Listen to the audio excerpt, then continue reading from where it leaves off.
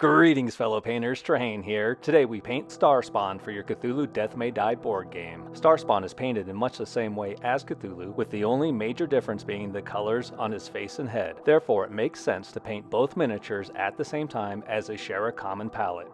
A basic black prime miniature will be the starting point for our painting today, before moving on to some black-green by Monument Hobbies to fully base coat the entire miniature. This first coat will be worked into all the deep crevices and recesses. These are areas that we want to appear near black, which they will once dry, but we don't want any of the plain black primer showing through. A second coat will be applied with a heavy dry brush, which will avoid getting paint into the deep recesses. Notice that we're applying the green to the areas such as the wings, face, and tentacles that will later be a different color. This is so we don't have to work from straight black later on in the process. A final coat of the black-green is added with a smaller brush and controlled strokes to start adding volume to the muscles and various features of the model. After this final coat, we'll take a break from the skin and begin work on the wings.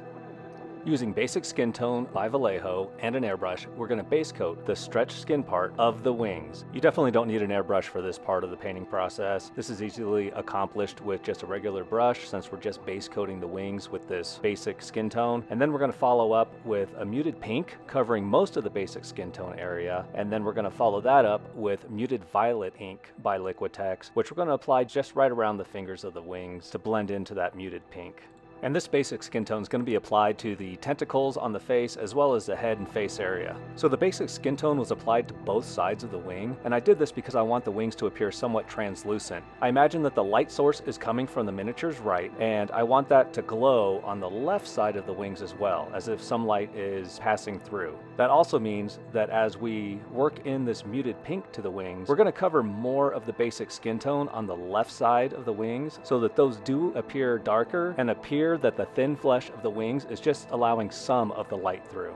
The muted pink and muted violet will also be added to the tentacles on the Starspawn's face, as well as the face and head area itself. The muted pink and muted purple will be added to the tentacles so that the base of the tentacles will be the darkest, gradually lightening as the color shifts towards the tip of the tentacles. The colors I chose for Starspawn and Cthulhu don't really match up with the game art, but I really couldn't see myself painting both of these models in a mix of dark cream and light tan as depicted in the game art. And as a side note, hopefully you've been ignoring the light green color of the skin throughout this wing painting process. That's an unnecessary step that I'm going to undo in just a minute here.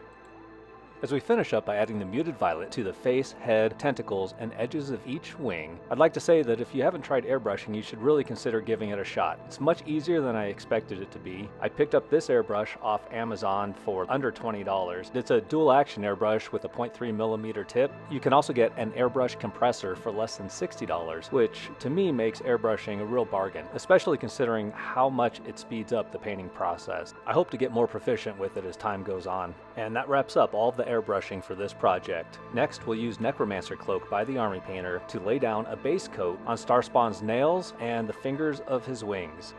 And this is why I asked you to ignore the light green skin. We are going to take some glaze medium and some muted violet ink and make a wash with 2 drops of glaze medium for every 1 drop of ink. This will be applied over the entire model with the exception of the wings, where it will be used to just blend the fingers of the wings into the surrounding purple airbrushed areas, as well as carefully drawn in to the recesses and folds of the wings to give a veiny look to them.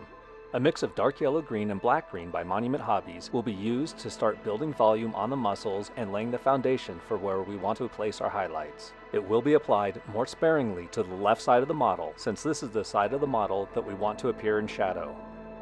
We're going to use some dark yellow green by Monument Hobbies on its own to continue the highlighting process. We're going to add this to a smaller and smaller portion of each highlighted area, building up the volume of each feature of the model. Since we're graduating to the next color in half steps, in other words, we first mix the new highlight color with the previous color before using it on its own, we can get away with applying just 1 coat of this highlight. Once we graduate to a mix of dark yellow green and pale yellow, I'm going to start applying the highlights once again to a smaller area, but now I'll be using short strokes and stippling to add texture to the model. This stage of the highlights will be focused almost solely on the right side of the model. No highlights will be applied to the left side of the model other than the pimples on his upper left shoulder. And from here we're going to switch to Pure Pale Yellow by Monument Hobbies and just dot in some final highlights on the right side of the miniature, mostly focusing on the upper right shoulder, right forearm, and hand. I'm going to use Uniform Gray by the Army Painter on the Starspawn's face and tentacles emanating from his head. This isn't going to be the final color of the face, this is just the foundation for the lighter colors that I'm going to apply later. I'm also going to use Uniform Gray to highlight the bony parts of the wings and Starspawn's claws. I deviate even further from the game art by painting the face and head a completely different color from the body. Using Basic Skin Tone by Vallejo and Magenta by Monument Hobbies, I use these colors as highlights for the face. Regardless of the colors you choose for the Starspawn, just remember that he serves Cthulhu and resembles him in appearance, so the color palette should be close to the same for those two characters. I should point out that I do spend a bit of time refining the final color of the face and mouth tentacles before moving on to the eyes. I use titanium white ink by Liquitex to dot in all 3 eyes on each side of Starspawn's face. This will help the Army Painter Moondust appear extra bright as the final color for the eyes. Then we go back to the airbrush one final time with a mix of purple and black, both by Vallejo, to lay in the foundation for the purple backlight glow. This will be sprayed at an upward angle from below, focusing on the back and left side of the model. We will then switch to purple by Vallejo to highlight within the dark purple shaded areas. And we will highlight more towards the bottom of each feature because that's where we want it to appear the light is coming from. A mix of titanium white ink and purple is dotted in as a final highlight within all of the purple areas. And with that, I would like to thank you for watching this video tutorial on painting Starspawn. Please like and subscribe so you get all of my upcoming videos on painting Cthulhu Death May Die.